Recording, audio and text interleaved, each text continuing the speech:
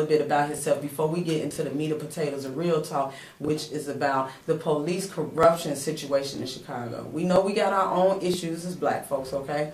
But we don't need police to come help us out, okay? So I want Maze to talk to us about what we can do as a people. And Maze is young, and he's a firecracker. So it's not like we sitting listening, with all due respect, to somebody who has done things, so to speak, the old way. He knows how to get things done from any kind of perspective. So I really want you guys to check him out. But for now, Maze, just tell us a little bit about yourself. Well, thank you, Nuisance. And actually, I want to go back a couple because I want to correct a couple things. The first thing is, when you met me, I actually was not in college. I was out of college. And I was actually working as the director of urban marketing for a company called MZD, and I just happened to represent Coke and Sprite. Okay. Right? I don't even think I told them what we did. Right, I'm going to break it all down real quick.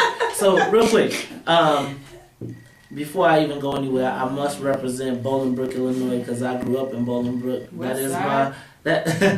Bolingbrook, you know what I'm saying? So all my people out there from the Brook, I got to give a shout out. To the Brooks. All right, so I grew up in Bolingbrook. I was put in a program called Challenge back then. It was something where they kind of separated certain kids out or whatever. It was an experimental program, whatever.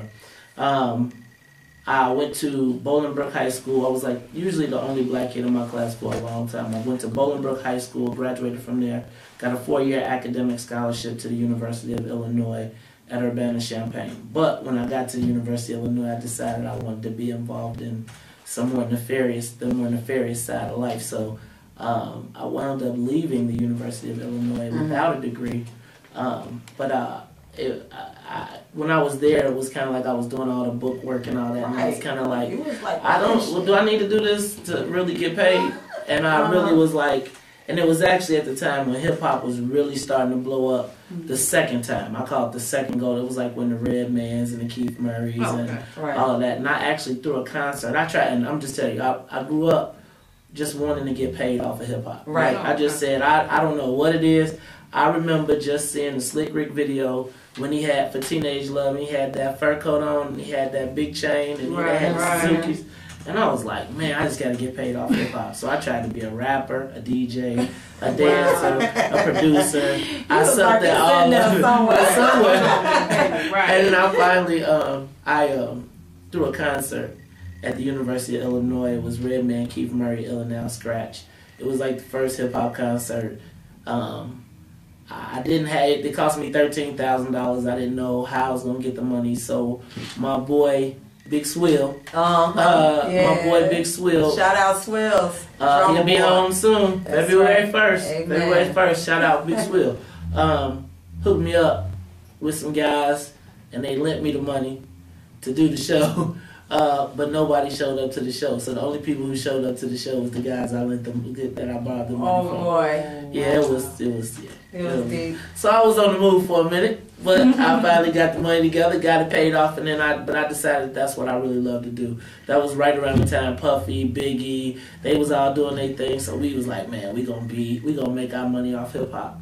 So I left school. Some stuff happened at school. I left school, came back to Chicago, and the hip hop thing didn't work out the way I thought it was. So I wound up taking a job at Wall Street Deli, making sandwiches. But I was making a decent little living, you know what I'm saying? That was everybody's spot when I was doing salad every day. But every day after work, me and Big Swill would get in the room. We'd be like, we gonna get paid off this hip hop. I got a job at V103, but it was like a $30,000 pay cut to work at it. But I was just like, I just wanted to get in the door. And then eventually I wound up going to Coca-Cola, to the ad agency for Coca-Cola, where I developed a program that generated Coca-Cola an additional $250 million a year, and that was hot. They did and it entailed the Sprite mixtapes. I don't know if we were actually the first people to bring the wrapped vehicles to town. Shout out to Olum, Sprite man, Biz, all of those guys was the people that was making it happen for us back in the day. That program got me an article in Advertising Age, and McDonald's called. They called me, brought me to a room, sat me at this big table and slid a piece of paper down and said, "Would you consider coming to do this thing you've been doing for them?" Wow. Offered me $1 million, my first offer. So by the time, I was making $35,000 at Coca-Cola. I left that place with a deal for $1 million when I walked out, and it was kind of crazy, you know what I'm saying? Now, I blew all the money, I ain't gonna lie. We blew all $1 million. I was gonna say, damn, I supposed to get a blunt or nothing. Damn, I know you want to be political, but you know, I smoke. I don't know anything about that. I don't know what you're talking about. But I am lobbying as I am in Springfield. I am lobbying for the legal. I was gonna ask you that. Yeah. Actually, you know, that's one of the things that we should talk about when we're through. But anyway, basically, Nuisance. From there, I went on to create a variety of programs. Went out on my own in 1999. Since then, I haven't worked for anybody else. During that process, I got involved in the political process because I saw that the same things that we were doing promoting rap, hip-hop artists was the same things they did for rappers. We just did it for politicians. We just did it with more style, more flavor. Right. And so, same thing, right? So my man Alderman Burnett dropped the hip-hop album out of one. And so he was wanting to promote it. He hired me to promote it because I was actually the promotions team for Rockefeller at the time. So we was kind of the hot guys. Right. And then from there, I got involved with him. From there, I got on with Governor Blagojevich. From there, I just got connected to a whole bunch of politicians, and I really then got a concept of what real power was. Because, you know, I think when I was younger, I thought it was like the hip hop. You know, I wanted to have the cars, the trucks. Don't trip. I still, you know, I still try to be a little. Still trying to bust a move. You know what I'm saying? I still try and get it, but I realized that power, as we know it, we don't really see it very often in our community. And so the way that we tend to exercise power in the way that we know is to exert it over our own community.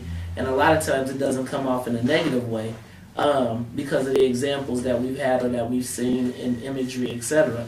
But when I'm in Springfield and I see somebody move $3 billion. Right. Like move $3 billion. When I'm downstate and I'm seeing guys that you walking around the room, man, and you know what I'm saying, we like, man, that dude shorted me $50 because I was outside passing out some flyers.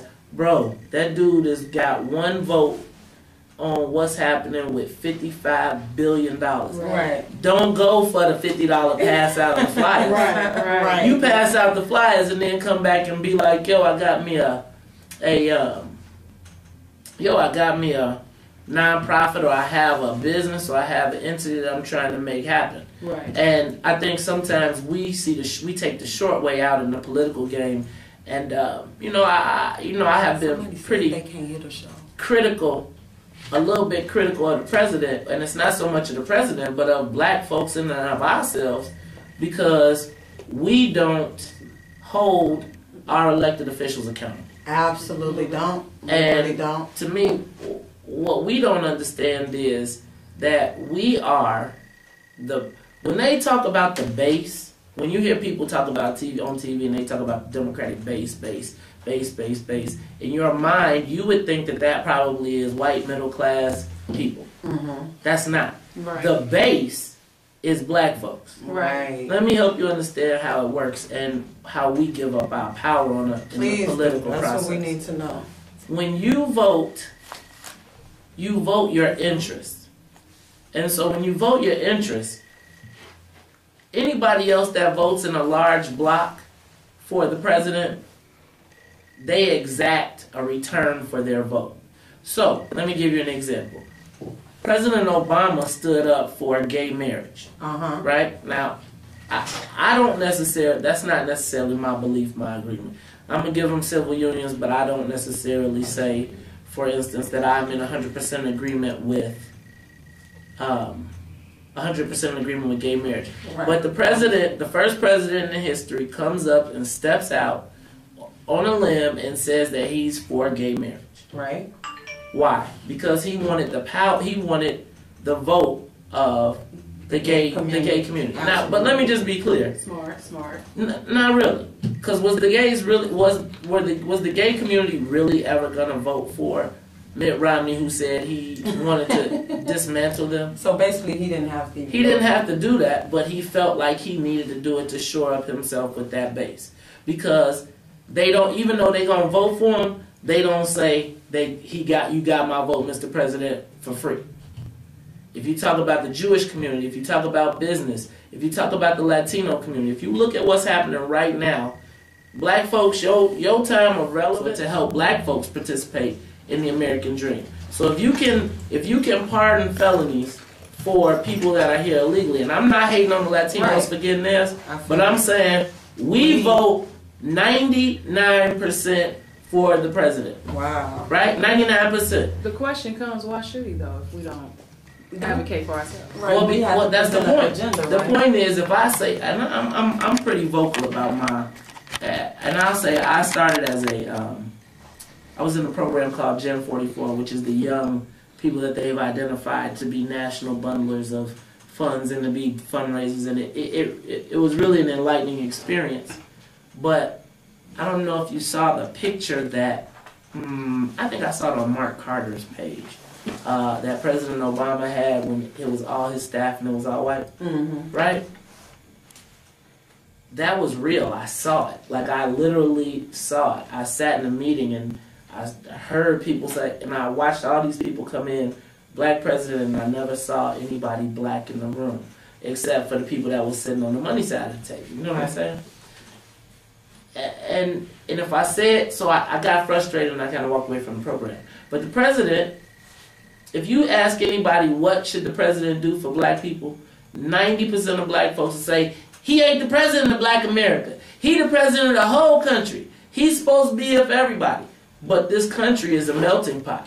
And so if it's a melting pot, it's all the pieces. Everybody need their chop. And that's all I'm saying. Give us our chop. Give us our chop. Reparations. Do right something. Well, I'm nervous about, reparations sounds good. A scary word. But no, it's, you know what makes me nervous about reparations? What's that, baby? Because I'm going to tell you, if we got reparations, you know that they will pull the Nike truck up, they will open up pop-up Cadillac stores.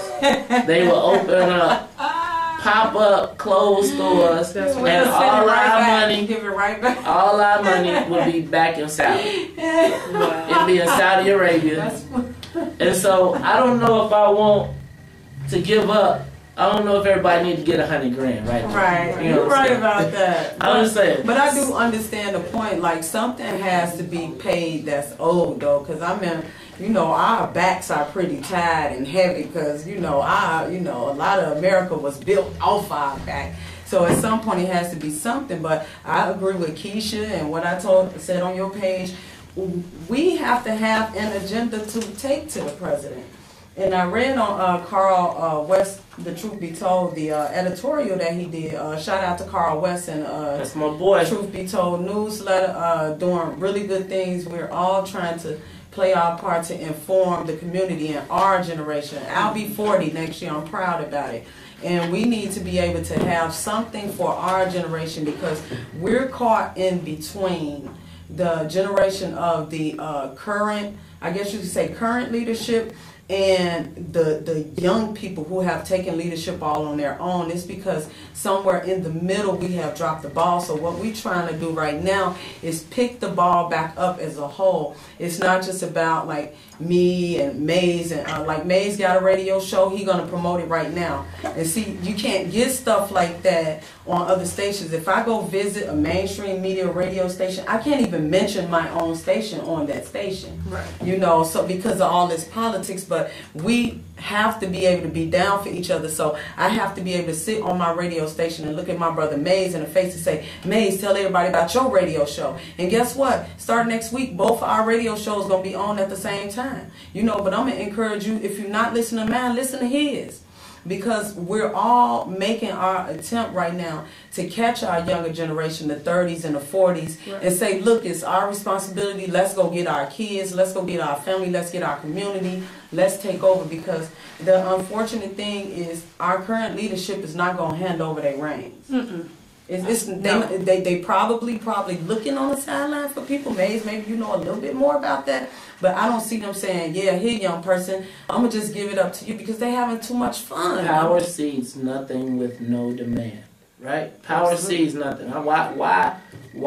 But let me just tell you, what my concern is, and actually Carl and I are working on this, and Nuisance, you know what, I'm glad actually, you know what, remind me after this meeting we need to talk, well, after this, call me to remind me about a meeting that I think you should be involved in. Absolutely. But, what I believe is that our time is going to come by attrition, right? Like, if you pay attention to what's going on in the news, if you see what's happening, if you just look around, no one lives forever. Right. Right? And so, just as quickly as Jesse Jackson a year ago, Jesse Jackson Jr., and I don't wish him any ill will for for what has happened. Absolutely. But in what happened in the span of a year, this guy now has opened up a U.S. congressional seat. So the power, and if, depending on who the candidate is,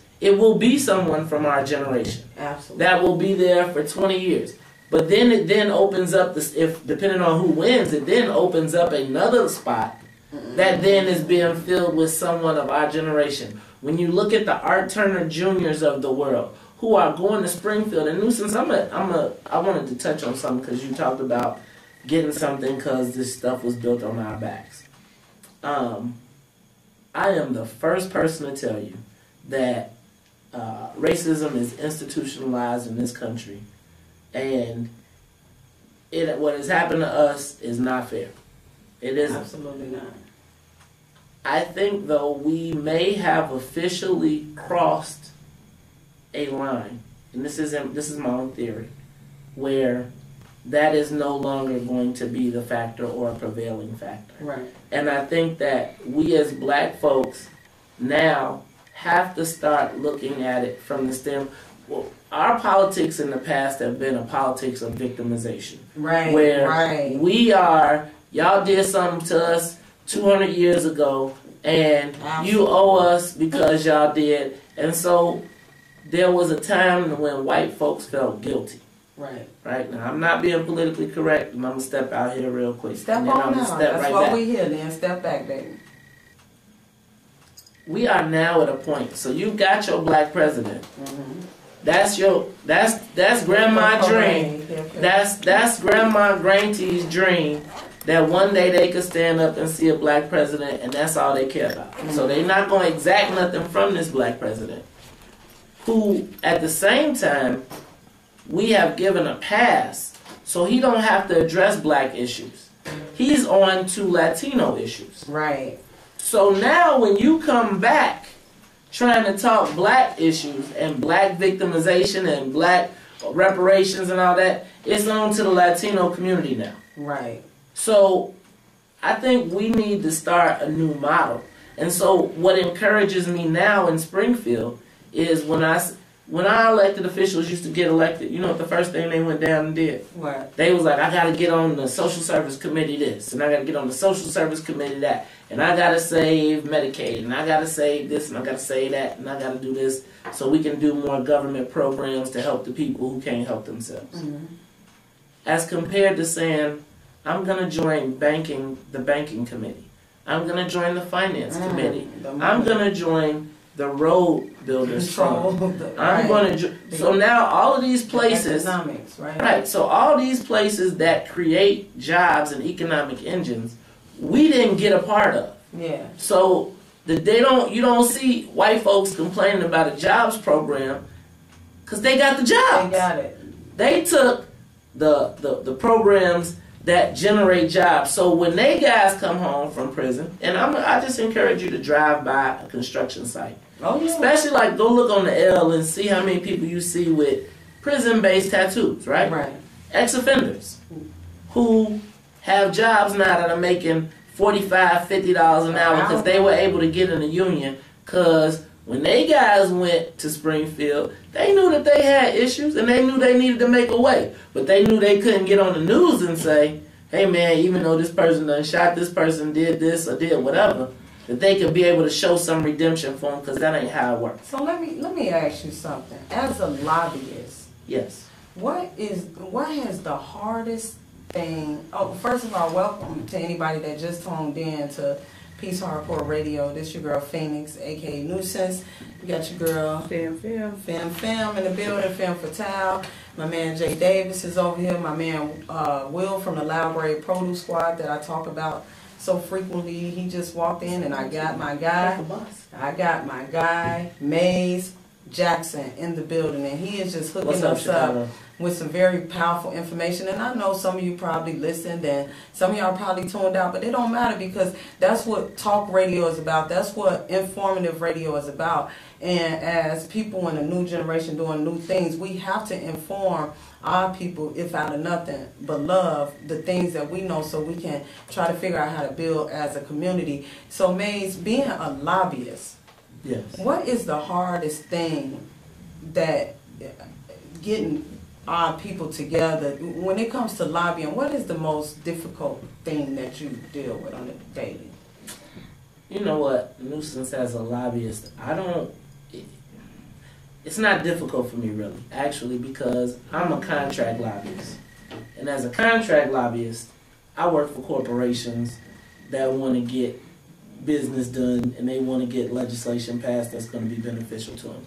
And so we get paid for it. And what I've learned as a lobbyist is there's a pro and a con to everything. Mm-hmm. And people make money on both sides of it. And the people that make money on both sides of it, after they make their money, they leave and go shake hands. Right. I think, so what I see, I think probably the most difficult thing that I see as a lobbyist, or the difficult thing that I think is I see that we're missing the boat oftentimes. Yeah. And I think that while we are so busy fighting the system, a lot of times we could just take what we wanted if we knew how to work the system. You gotta work it. Right. Because it's not gonna go away overnight. Right. And I try to tell people, and you can tell me what you feel about it, Keisha, but I try to tell people all the time, okay, I understand that God put us all on this earth. I feel the same. I'm a free spirit. I love moving. However, it doesn't stop you from living in America, and America has a structure, you know. And so if you're going to be living in that structure, even if you feel that you are sovereign, somebody in your, and you quote me when I said if you feel you are sovereign, okay? Help me understand the sovereign thing, because I'm you not know what? exactly That's sure really, what that exactly It's a whole means. nother show. It's a whole nother show. But sovereign is a real process that you have to go through to unincorporate yourself from being a human resource to the United States of America. Right. Okay, I've heard about that, Yeah. but And so it's like a process that you have to go through, like paperwork and all kinds of stuff, to where all your debts get clear. But normally the stuff and it kind of removes your social security number. So without a social security number, you got to be independent. You got to have your own businesses. You just got to do it. So it's pros and cons to that too. But the majority, okay, of Americans don't know about that. So about the self-proclaimed sovereign people, even if you feel you don't need to be involved with politics, what about your mother or grandmother or parent that's on Social Security and it affects them? You know, so we have to let people know that whether or not you want to believe it, this structure is here for a reason. If nothing, we need to be smart enough to know how to take it by the horns and use it for our advantage. I think that you know what, I spent a lot of my early life, I consider myself very conscious as it relates to the place that we as Africans have here in America, that we were brought here, etc. I think I spent a significant amount of my early life operating from that perspective. And as I got older and I had kids and I started to look at the scenario, I felt like being not involved and not being able to be in control of the process, when the process don't stop because one person is sovereign. Right. The machine keep rolling. And what I recognized is you gotta have a birth certificate to come in this mug, and you gotta have a death certificate to get up out of here. And in between there, from every road that you walk on, from every car that you drive, from every gas that you put in your tank, the government is affecting you, and somebody is moving that money. Absolutely. Right? And I think that we would best be suited to understand how that process operates and how we can best extract what we need. Now, you can go do it how you want to go do it. Right. But you need to get the sovereign it up, but get the funding to be sovereign. Right. Right? You know what I'm saying? It's like, because ultimately, when we need that hospital, when we need to utilize, when you need a store, when you need resources, and that's part of the reason that we are in the state that we're in, is because the money is there, ain't it? The money there. Have you been up north? Man, I'm trying to tell you. I just, you know what, and I'm going to stop talking, but I'm going to tell you what I think really needs to happen for our black folks. Tell us They now. tore down the project, right? And then they shipped everybody out to the south suburbs, and then they kind of not have south and west suburbs, and then they kind of limit the transportation back and forth into the city. And it was kind of a big old plan. And now our numbers have gone down in the city, and we are really being encroached upon. Well, the shift of the city, I think that we as black folks need to start looking at the city as not within the borders of Chicago, or looking at our place in this region, not within the borders of Chicago, because the South Side ultimately now don't start at 35th. The South Side, as we knew it, starts at about 55th. Right? And it's going south, and it's steady, and it's moving. Steady coming in, and they're trying to create a city now where this is going to be like San Francisco, right? Where, not gay, not in my Seinfeld voice, not that there's anything wrong with it, but You're silly as hell. but what's happening is they are raising the prices in the city to make it unbearable for people who cannot afford to live here. You can be on the outskirts, right? Right. And then you heard them they had a proposal already to charge a toll to come into the city. Wow. Right? Same way they do in Oakland. Like you can go to Oakland for free, but you gotta pay to get into San Francisco. Wow, that's crazy. And so just pay attention to what's going on, because this is now becoming, and it's no longer I don't even necessarily always see it as a black and white thing now. Right. I'm starting to see it more as a class thing. Right? Exactly. And so, you know what I'm saying? Just be prepared. Man, I appreciate being on this, being able to talk like this. Yeah, because you know what? I mean, I really don't care if people say that we talking a lot, because if we're not talking about real shit, then, you know, we don't need to be talking. But right now we talking about real shit. We talking about stuff that affect the community. We on our own platform. You know what I'm saying? We in our own space. We don't have nobody hanging over our head telling us what's correct or politically incorrect. And this is our platform, damn it. And this is some real stuff dealing with politics, because like we was going to get into the subject with the police brutality and everything, I think that's one of the things that is sorely missed in the when we talk about putting an agenda on the table. It's like they have totally gotten away with just juking up the political structure. You know what I'm saying? Nobody's paying attention to politics. Nobody's paying attention to all the political prisoners that's getting caught up. Let me tell you something. A brother named Terry Young, and this is a brother to the heart. He's in, like my real brother, real talk. He's in federal prison right now, okay? This brother back in, you probably remember him, Maze. We used to call him T-Fly. In the early 90s, when they started redoing the United Center and all those areas over there, the juvenile center, the companies that were, I guess, in charge of owning, they were hiring young people from a program that was all the way up north. Okay, it was young white people that they was hiring to get contracts in the United Center and the Juvenile Detention Center, right there in the middle of the projects, right there. I remember that. Nobody in the job could get the project, so you took the contracts all the way over to one of your buddies. You know, it was some underhanded stuff going on. Y'all know how we get down in Chicago, okay? And so Terry, he got up, he went to develop companies, and he took most of the people in the projects and kind of locked down the United Center and said, look, y'all can't come in here if we can't work. Period, point blank. This is our community. Y'all want to walk back and forth in this community, get on and off the train, and y'all won't give us no jobs, and we need them most. We in the projects. Right. And then y'all finna tear down the projects and bring housing over here, and y'all tell us we can't have none of the housing. Right. So the next demand was to get at least 1/3 of those houses to belong to the people that got kicked out of the project. He was a police officer. He was a military. He was in the military with 3 honorable discharges. Okay. And he did all this stuff for his country. He was a committeeman, okay, and he was one of the people that helped. I'm talking about, we used to have to do so many voter organization and coat drives and food drives and all this stuff. And I'm not gonna lie, he did his little whatever it was on the side that got him in trouble, okay? But it wasn't worth him getting a life sentence in prison. Wow. Now here it is, according to the mandate, the federal mandate, the case that he got for the 3 counts that he was charged with, he was only supposed to have gotten 54 months in prison. They gave him life. Wow. Patrick Fitzgerald, they remanded the case and said, wait a minute, you guys gave this guy life. No, he's supposed to get 54. Y'all take this back. So the judge, in his smartness, he dropped 2 of the cases and left the life sentence and said, well, I can't touch that. I already judged on it and stuff. Send it back to court.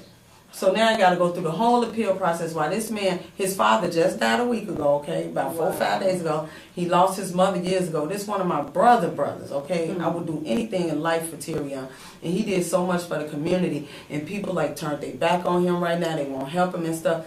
Y'all, if we can do anything, I want y'all to go to signon.org, signon.org. There's a petition. It's a petition website. It's a petition called Commutation for Terry Young. If you do anything to help out a person, you can read his story online or whatever. It's right there. Go to signon.org. We got to start helping each other. Let's try to get these 25,000 signatures he needs, because guess what? Obama don't even look at pardons unless it's 25,000, because there's been corruption in the pardon office, okay? Wow. It's just corruption everywhere, and it's because they don't pay no attention to the prison system. You know, and so what can we do, Maze, as a people to try to combat how we protect ourselves against those that are supposed to serve and protect? Because it's getting grimy out here, and we, it's a toss up for me sometimes. It's 6 of one, half dozen of the other. So in some cases, the first person that you call if something bogus go down is the boys, right? right.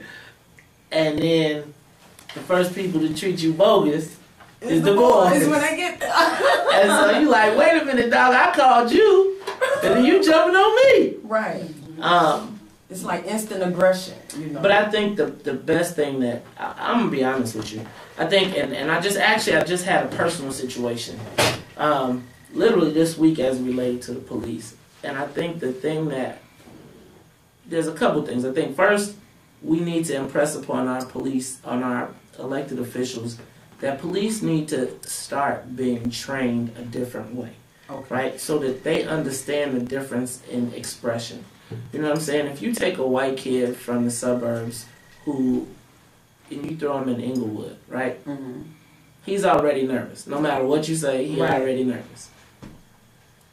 And the way that we tend to express ourselves as people alarms him. So if you guys, in a black neighborhood, if in a white neighborhood somebody gets shot, they're like, oh my goodness, the guy got shot over there, he went that way, officer, and I'm going back in the house. Right. We say, man, Joe, they shot the dude over there, come on, right? Right. And we express ourselves differently. And so the police, then he looking at you and he want to, and he got jumpy, right? So now he jumping on you because he like, calm down, calm down. Right. We don't know how to. And I think it's cultural. I think that our police need to come from our community. That's the way I feel. Yeah, I agree with that. I agree with that to an extent. I agree with that to an extent because sometimes that's gonna be hooked up. Well, shoot. I mean, I think when you look at this, I mean, it's 6 of one, half dozen of the other. I do think that they need to be living in the community. Right, living in our community, come from the community. Be trained in the community before sensitive to it. Yeah. But the other thing I think we need to do is start to be more strategic in our thought, right? They just declared that the police can now be recorded, right? For when they do, everybody got a camera phone. Yep. Make sure your person is watching and you be calm. Don't snap in the situation. Right. The number one thing, you know what? I got a lot of relationships with a lot of hierarchy, so a lot of times, I get treated the same way. If I'm not in a suit and tie, you know what, and I'm driving my car, and I'm on some Jay-Z feeling good about myself, I'm getting pulled over just like everybody else, right? That day, right. And if a cop talk to me crazy, I want to be like, man, you know I could have you, I could, don't make me get... But the reality is the police officer has to control in that situation. And even if 2 days later I'm proven right, but I had to go to the county because they got the power right then in that spot, Right. I think we have to not let our emotions and our pride put us in a position where we get taken out. We need to be smarter, and we need to document, and then we need to have visual proof.